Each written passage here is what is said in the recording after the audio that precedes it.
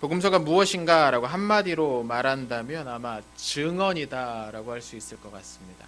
증언이다. 복음서는 증언입니다.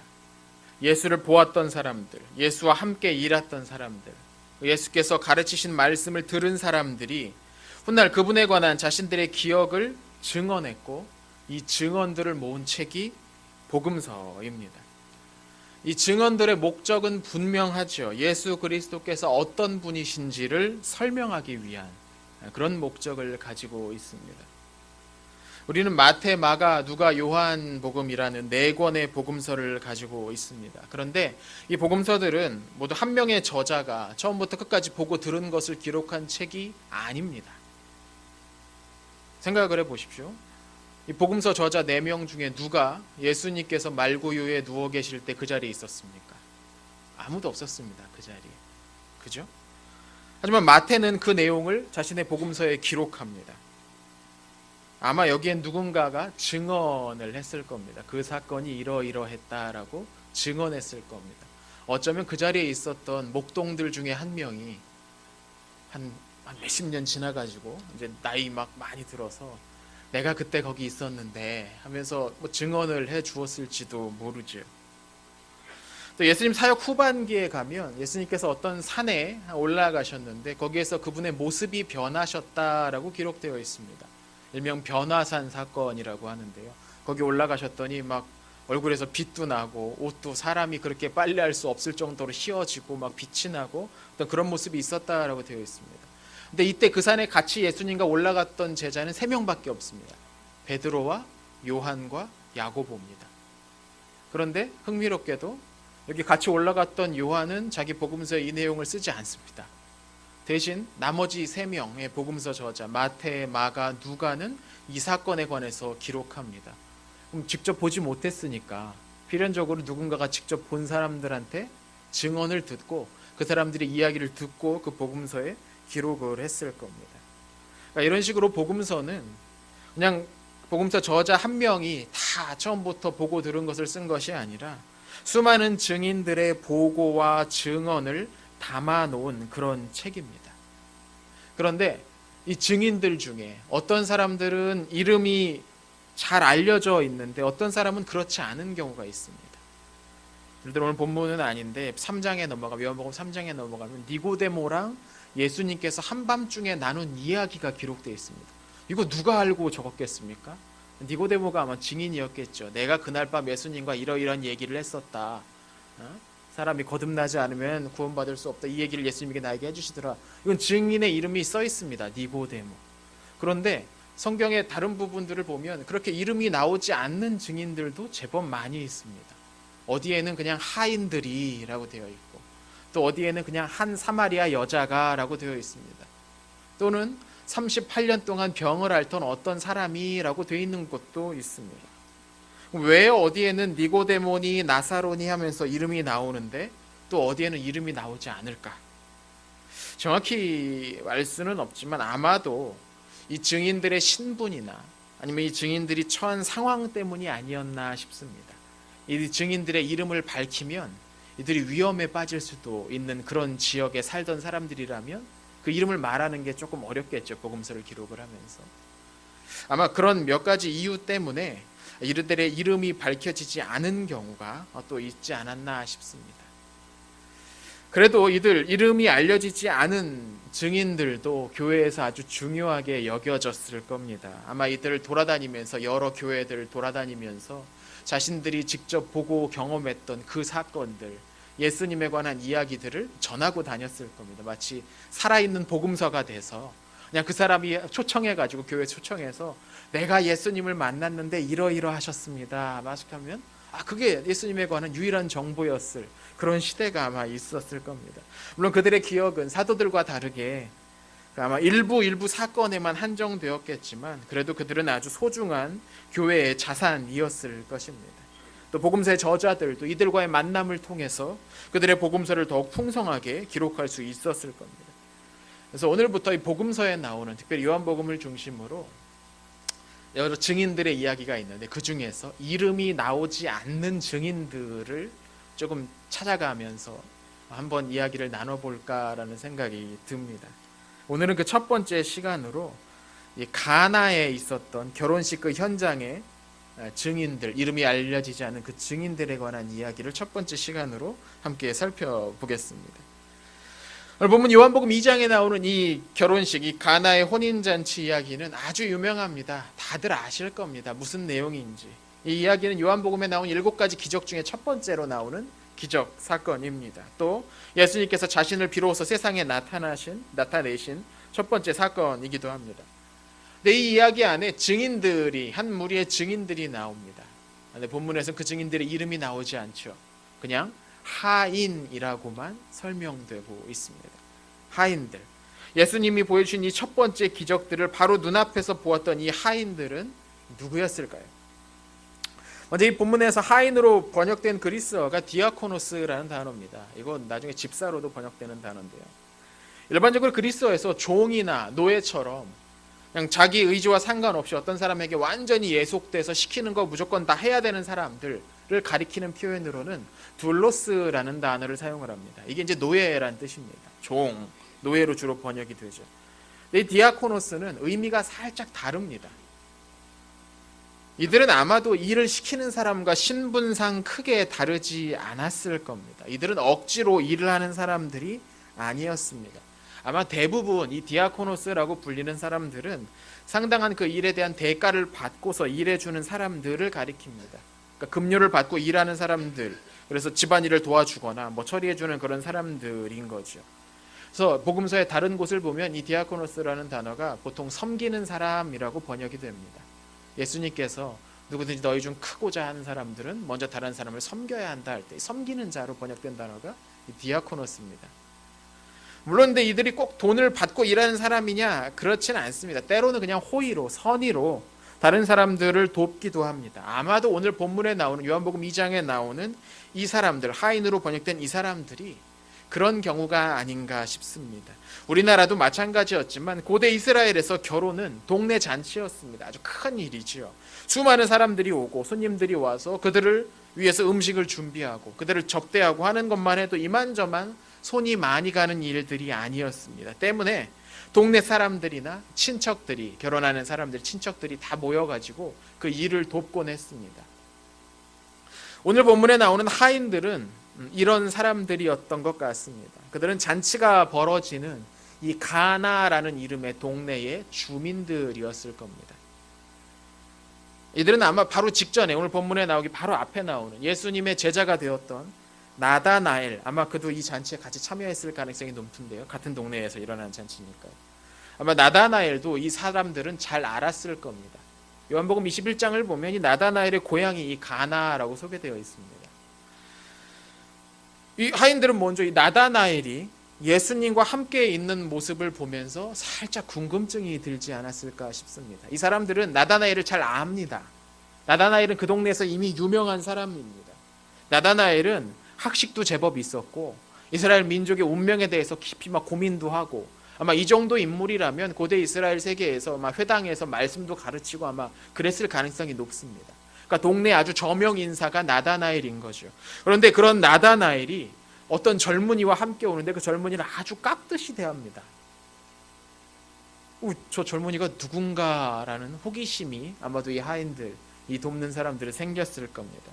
하지만 당장 앞에 할 일이 많지 않습니까? 잔칫날 얼마나 할 일이 많습니까? 전도 붙이고 모두 하고 음식도 나르고 막 바쁘지 않습니까? 그러니까 잠깐 궁금증이 생겼더라도 뭐 계속 고민할 수는 없었고 아마 계속 이제 바쁜 일을 하면서 이리저리 다니면서 손님들 대접하기에 바빴을 겁니다. 근데 그렇게 막 열심히 잔치를 이제 서빙하면서 대접을 하고 있는데 문제가 생긴 거죠. 잔치집에 포도주가 떨어져 버린 겁니다. 이건 잔치집의 아주 핵심 가운데 하나였습니다. 주최 측의 엄청난 실책이죠. 잔치가 끝나려면 아직 한참이 더 남았는데 며칠이 더 남았을지 모르겠습니다. 그런데 갑자기 어디에서 많은 포도주를 가지고 올 수 있겠습니까? 왜 포도주가 떨어졌을까? 뭐 잘은 모르겠습니다. 어쩌면 초청했던 사람보다 더 많이 왔을지도 모르겠고 또는 이 사람들이 부어라 마셔라 하다 보니까 생각했던 것보다 더 빨리 더 마셔버렸을지도 모르겠습니다. 근데 이유가 어찌 되었든 간에 잔치가 끝나기 전에 이 포도주가 떨어진다라는 거, 이거는 흥을 완전히 깨버리는 그런 일입니다.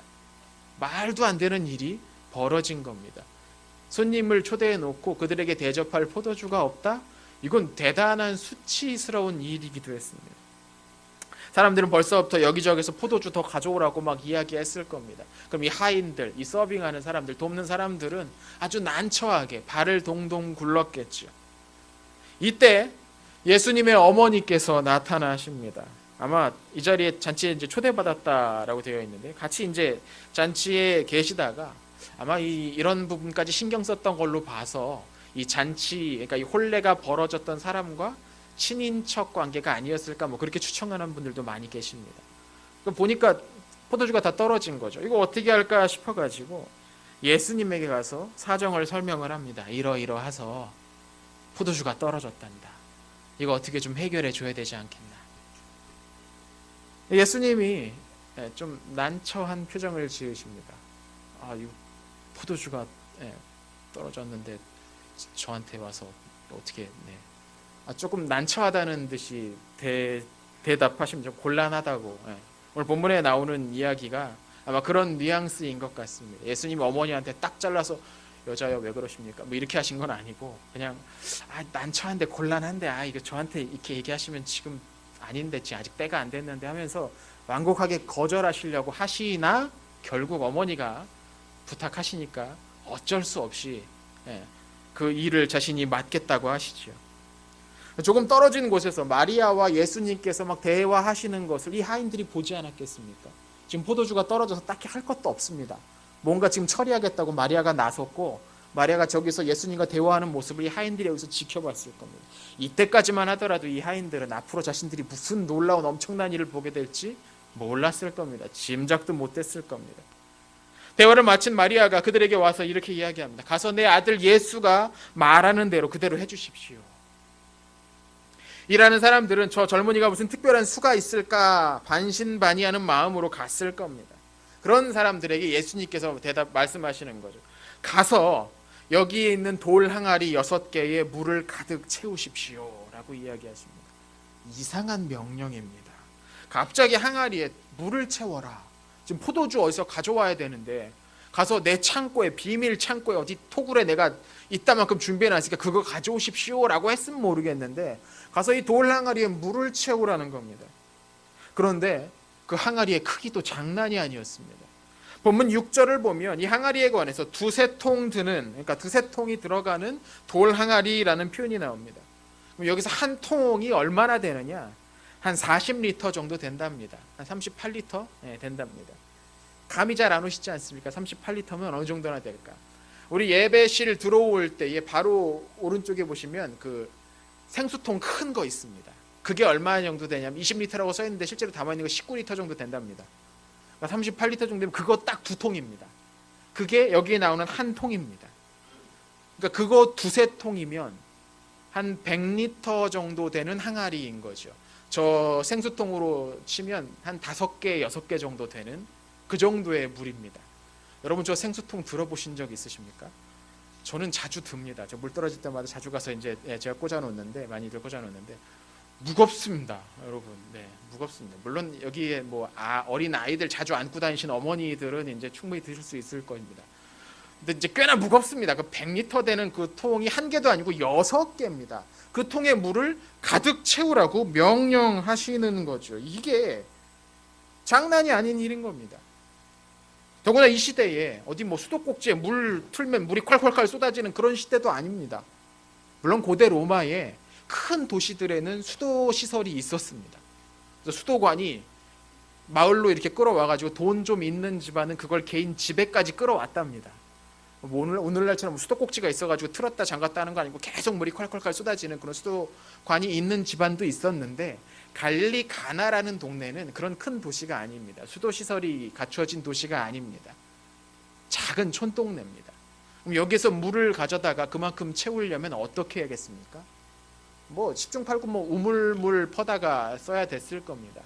우물이 어디 뭐 집 앞에 있습니까? 그렇지 않죠. 공동 우물이니까 마을 어귀나 사람들 많이 모일 수 있는 그런 곳에 있었을 겁니다. 거기에 가서 우물물을 거기다 퍼 담아야 하는 겁니다. 600리터를 저 생수통으로 치면 5, 6에 30통을. 네. 30통이면 여러분, 네. 트럭이 와야 됩니다. 그거, 네. 트럭이 와야 됩니다. 사람들은 아마 황당하다고 느꼈을 겁니다. 지금 포도주를 구하기 위해 뛰어다녀도 정신이 없을 텐데 저 사람 자기 집에 뭐 창고에 포도주가 좀 많이 저장되어 있어서 가져오라고 그런 말인 줄 알았는데 갑자기 항아리에 물을 채우라는 겁니다. 더구나 여러분, 이 본문의 이 항아리는 무엇을 위한 항아리냐면 정결 예식을 위한 항아리였다라고 설명되어 있습니다. 정결 예식이란 유대인들의 관습 가운데 하나인데, 혹시 이제 밖에 돌아다니다가, 여러분 우리 레위기 오랫동안 공부하셨으니까 아시겠지만 사람이 부정해질 수 있는 케이스가 정말 수도 없이 많습니다. 눈 뜨고 밖에 나가면 그냥 그 사람 거의 무조건 부정해진다고 쳐야 됩니다. 잘못해서 뭐 부정한 곤충이 날아가다가 파리가 한 마리 가다가 부딪혔다, 그럼 그 사람 부정해지는 겁니다. 뭐 무슨 사체를 만졌고 뭐하고 뭐 부정해질 거리가 너무나 많습니다. 그래서 집에 들어올 때는 그 부정함을 씻기 위해 손과 발을 이렇게 물로 씻습니다. 그것을 위해서 준비된 항아리라는 말입니다. 그런데 여러분, 지금 손님들 다 어디에 있습니까? 밖에 있는 게 아닙니다. 이미 잔치장 안으로 다 들어갔고, 이 사람들은 정결 예식, 그러니까 손발 다 씻고 이미 들어간 사람들입니다. 그 항아리에는 물이 더 이상 있을 필요가 없는 거죠. 이미 그 용도가 다 끝난 겁니다. 이미 상당 부분 다 비어 있었던 그런 항아리였을 것이고, 그 항아리에 다시 물을 채운다라는 건 이건 상식적으로 이해할 수가 없는 그런 명령입니다. 그런데 예수님께서 그 항아리에 물을 가득 담으라고 명령하신 거죠. 앞서 말씀드렸지만 이 사람들은, 이 하인이라고 불린 이 사람들은 주인이, 윗사람이 시키면 무조건 복종해야 되는 노예가 아니었습니다. 이 사람들은 자발적으로, 호의로, 선의로 도와주기 위해 와 있는 사람들입니다. 그런데 그 사람들에게 지금 이 말도 안 되는 명령이 내려졌다. 얼마든지 거부할 수 있는 거죠. 못하겠다, 무슨 말도 안 되는 소리냐, 차라리 이렇게 해보자, 얼마든지 이야기할 수 있는 그런 상황입니다. 일부는 어쩌면 불만을 터뜨렸을지도 모릅니다. 그런데 결론적으로 그들은 항아리에 물을 가득 채웠습니다. 사실 이게 중요한 게 아닌가 싶습니다. 이해가 안 되는데 했습니다. 했더니 놀라운 일을 보게 된 거지. 자, 근데 이제 항아리에 물을 가득 채웁니다. 아마 수십 번 왔다 갔다 했을 겁니다. 사람들마다 물동이 지고서 막 우물가에 가서 그걸 퍼다가 집으로 와서 다시 그 집 앞에다 부어놓고를 몇 번을 반복하면서 그 일을 해야만 했을 겁니다. 근데 이제 그렇게 항아리에 물이 다 채워지니까 예수님이 더더욱 말도 안 되는 명령을 하십니다. 그 항아리에 채워져 있는 물을 떠서 이제 잔치가 벌어지고 있는 저 안으로 가져다 주십시오라고 이야기합니다. 하다 말 같지 않은 소리까지 한다 싶은 생각이 들었을 겁니다. 지금 이 물 떠다가 저 안에다가 퍼다 주면 저 사람들이 아이 시원한 물이네 하고서 마시고 말겠습니까? 여러분, 술 취한 사람들 어디 이게 말 됩니까 이게? 네. 이미 그 사람들은 준비된 포도주를 다 마실 정도로 거나하게 취해져 있는 그런 사람들입니다. 이 사람들한테 맹물 갖다가 드리면 그 바가지로 맞을지도 모릅니다. 무슨 일이 생길지 모르는 거죠. 그런데 예수님께서 말씀하십니다. 어찌 됐든 이 물을 떠다가 그 안에 주십시오. 이들은 지금 예수님이 누구신지 모르는 상황이었습니다. 우리는 그분이 어떤 분이신지 아니까 그분이 말씀하시면 했어야지 라고 생각할 수 있는데, 이들은 예수님이 누군지 전혀 모르는 사람들입니다. 심지어 예수님께서 아무런 기적도 보여주시기 전입니다. 예수님에 관한 소문도 듣기 전입니다. 그런데 지금 예수님이 이런 명령을 내리고 계시는 겁니다. 이 명령을 따르기가 얼마나 힘들었을지 여러분 조금 생각해 보셨으면 좋겠어요. 그러나 결국엔 이번에도 그들은 물을 퍼다가 잔치집 안으로 들어갑니다. 아마 말도 안 되는 일이라고 투덜거리면서 이 일을 했을 겁니다. 그때 어떤 일이 일어났습니까? 그 물을 마신 사람들마다 이렇게 이야기합니다. 사람들마다 원래 좋은 포도주를 먼저 내고 좀 취한 다음에 질 낮은 걸 내는 법인데, 야, 이 집은 아직 이렇게 좋은 포도주를 어디다가 두었다가 이제야 가지고 나오냐. 사람들은 그 포도주가 어디서 나는지 몰랐던 거죠. 아마 이 말을 통해 들으면 여기 어딘가 저장돼 있던 포도주를 가지고 나온 것이라고 생각했었나 봅니다. 아마 이들은 잠시 궁금했겠죠. 도대체 이 포도주가 어디서 왔을까? 이렇게 맛있는 포도주를 누가 만들었을까? 잠시 궁금했을 겁니다. 그런데 아마 금방 잊어버렸을 겁니다. 술이 왔으니까 이제 술 마셔야지 뭐 그거 고민하고 있겠습니까? 술 취해가지고 고민을 하면서 이건 과연 어떤 분께서 만드셨을까? 뭐 이런 거 고민하면서 묵상하지는 않지 않겠습니까? 그냥 이제 심겹게대로 마실 겁니다. 부어라 마셔라 하면서 쭉쭉 마십시오 막 하면서 막 즐겁게 술을 즐겼을 겁니다. 하지만 이 모든 과정에 이 현장에서 바쁘게 오고 가면서 큰 항아리에 물을 담고 다시 그 물을 퍼다가 잔치장 안으로 날랐던 그 하인들은 알고 있었죠. 이 포도주가 어디서 온 것인지. 그들의 눈에 예수님이 어떻게 보였겠습니까? 오늘 본문 9절을 보면 요한은 이렇게 말합니다. 연회장은 이제 그 연회를 주관하는 사람입니다. 그 연회장은 물로 된 포도주를 맛보고도 어디서 났는지 알지 못하되 물 떠온 하인들은 알더라. 물 떠온 하인들은 알더라. 이 사람들은 뭔가 알게 된 사람들입니다. 이 사람들은 새롭게 뭔가를 알게 됐습니다. 그들은 지금 말도 안 되는 신기한 일이 지금 자신들의 눈앞에서 벌어지는 것을 목격했습니다.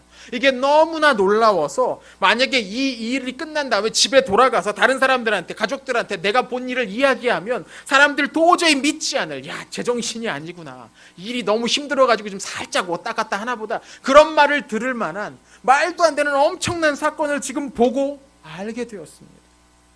잔치가 벌어지는 안쪽에서는 아마 다들 취해서 흥겨운 분위기로 노래하면서 정신 없었을 겁니다. 하지만 아마도 이들 하인들, 이를 돕기 위해서 왔던 이들의 정신은 시간이 가면 갈수록 말짱해지고 또렷해졌을 겁니다. 저 잔치집 안에서 취해 있는 사람들은 그냥 가면 갈수록 해롱해롱 됐겠죠. 그런데 이 하인들은 왔다 갔다 하면서 계속해서 그 물통에 물을 떠다가 안에 갖다 먹이면서 이 사람들 물 먹고서 저렇게 좋아하는구나 하면서 뭔 말도 안 되는 일이 이렇게 일어나냐 하면서 점점 정신이 말짱해졌을 겁니다.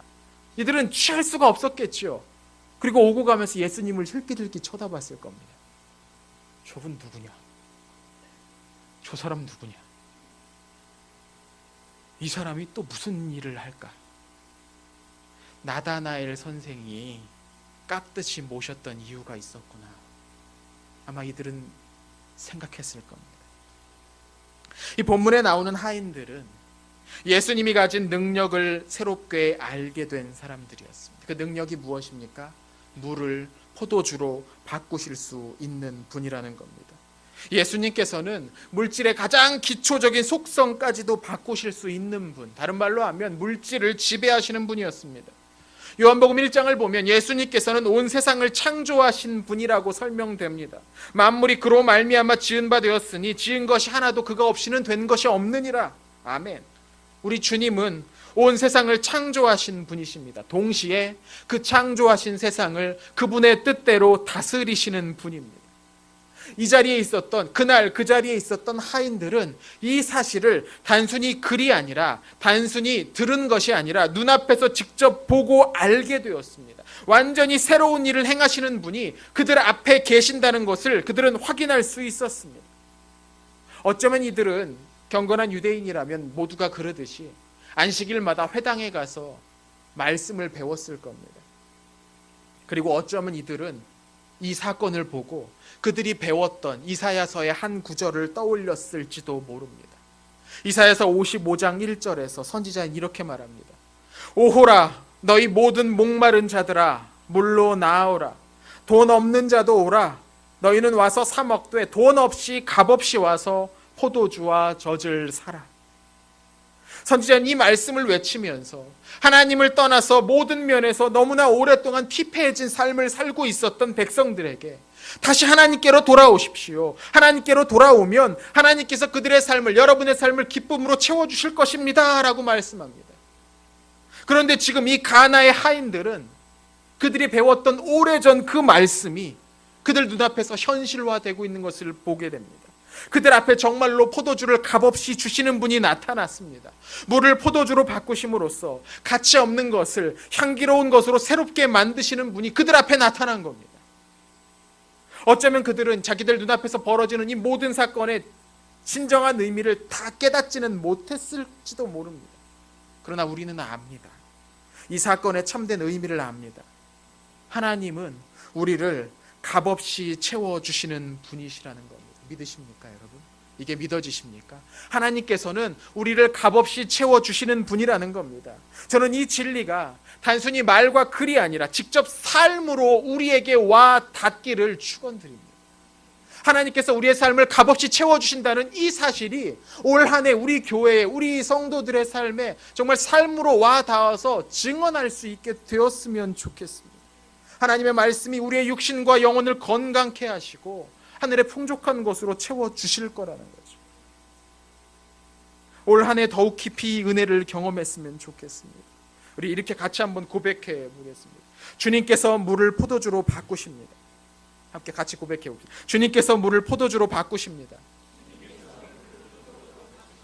하나님이 우리의 삶을 놀랍게 바꾸실 것입니다. 아멘입니다. 아멘입니다. 우리의 삶은 주님께서 채워주신 하늘의 양식과 하늘의 음료로 채워집니다. 우리는 이것을 기억하는 의식을 성례로 간직하고 있죠. 오늘 행하는 성찬식이 그것입니다. 이 앞에 있는 빵과 포도주를 먹고 마시면서 우리 주님께서 참으로 하늘의 양식과 하늘의 음료로 우리를 채워주시고 살리시는 분이시라는 것을 기억합니다. 예수 그리스도께서 자신의 살과 피를 통해서 어떻게 우리의 인생을 바꾸셨는지를 기억하고 찬양합니다. 아무것도 아닌, 오히려 석회질이 잔뜩 섞여 있어서 그냥 마시기엔 씁쓸해서 쓴맛 때문에 그냥 마시기엔 부적당한 그 팔레스타인의 물을 향기로운 포도주로 바꾸시는 주님의 능력이 오늘 이 상에 참여하는 우리에게 임하기를 축원합니다.